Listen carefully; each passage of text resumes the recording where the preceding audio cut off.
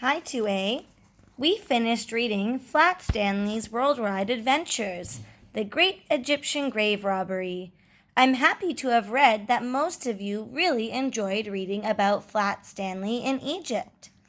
I wanted to read to you the last bit of this book because it tells us a bit more about Egypt. What you need to know to be an Egyptologist. Egypt is in Africa, and the capital is Cairo. It is the biggest city on the whole continent. The Nile River, which runs through Egypt, might be the longest river in the world. It depends how you measure. Some people think the Amazon is a little longer. The Great Pyramid of Giza is the only one of the 7 wonders of the ancient world that is still standing today. It's built from more than 2 million blocks that each weigh as much as a pickup truck. Wow. Ancient Egyptian hieroglyphic writing includes about 100 symbols, and the English alphabet is only 26. Ancient Egyptians mummified important people after they died by wrapping them in strips of cloth. The oldest known mummy is more than 5,000 years old. Much of Egypt is covered by the Sahara Desert, which is the biggest sandy desert on Earth. Guess what, friends? I have been to that big desert. Do you want to go to Egypt one day? Well, I asked you where you think Stanley will travel to next. And Victoria was right. Stanley will travel to space. But we are not going to read this one this time. We will read this one later, because right now we are learning about countries and communities. So we are going to read Flat Stanley's Worldwide Adventures, Escape to California. Flat Stanley's Worldwide Adventures, Escape to California. That is the title of this book. Created by Jeff Brown, written by Josh Greenhut, pictures or illustrated by Mackie Pemmiton. For the Real Lily. This is dedicated to someone named Lily. That means he wrote it for someone named Lily. Table of contents. So if you want to jump ahead to a different chapter, you know what number to go to. There's Flat Stanley, looking flat. Chapter 1, Caught in San Francisco. The hills in San Francisco were so steep that all the parked cars looked as if they were going to roll away. Stanley Lambchop was climbing the sidewalk alongside his old friend Thomas Anthony Jeffrey, whom the Lambchops were visiting on their family vacation.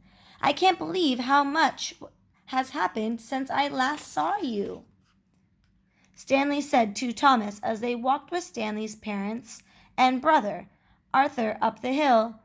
You had just moved to California, and it was my first time traveling by mail. I hadn't even been flat long enough to get creased. Thomas laughed. I remember opening your envelope. You smelled like egg salad. Arthur shook his head. I told you, Mom, egg salad and milk in the mail is a bad idea. Are a bad idea, corrected Stanley's mother, who was a stickler for good grammar. I didn't want Stanley to go hungry. After all, it was his first time away from home. I remember thinking, California, wow, Stanley went on. I'd never traveled so far away. And to think, now I've been all over the world. You have had a lot of excitement, said Thomas. Then he added playfully, though you still kind of smell like egg salad. I do not, cried Stanley, cracking up. That means laughing. Since the bulletin board over Stanley's bed had fallen and flattened him, he had been to Egypt, Kenya, France, Australia, and lots of other places. But there was still something nice about exploring a city like San Francisco with his family and a good friend.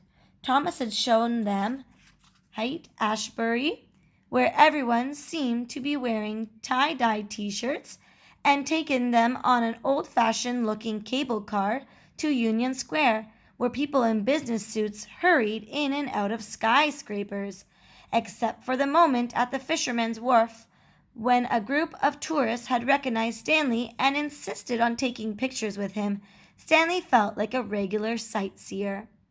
Now they were heading to Japantown District for dinner. As they came to the top of the hill, Stanley suddenly heard a scream. Ah!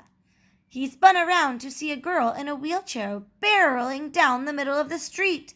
Barreling means moving very quickly, almost like rolling, down the middle of the street. "Help!" the girl shrieked.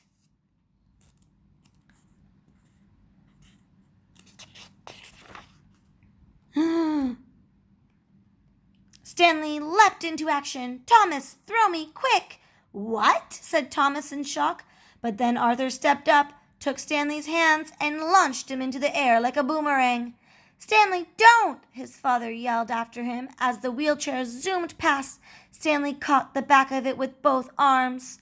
His body ballooned backward like a parachute, and the wheelchair slowed.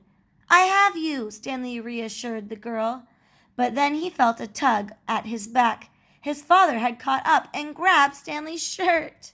"Stanley!" Mr. Lambchop gasped. "It's not safe." "Dad, let go!" Stanley yelled. "I have this under control." With his father pulling on him, one of Stanley's hands came loose from the back of the wheelchair, and his body swung backward. "Eek!" screeched Mr. Lambchop. Now they were in trouble. It was as if Mr. Lambchop were hand gliding behind the speeding wheelchair, and Stanley was the glider. Now it was Stanley and his father's turn to scream, "Help!"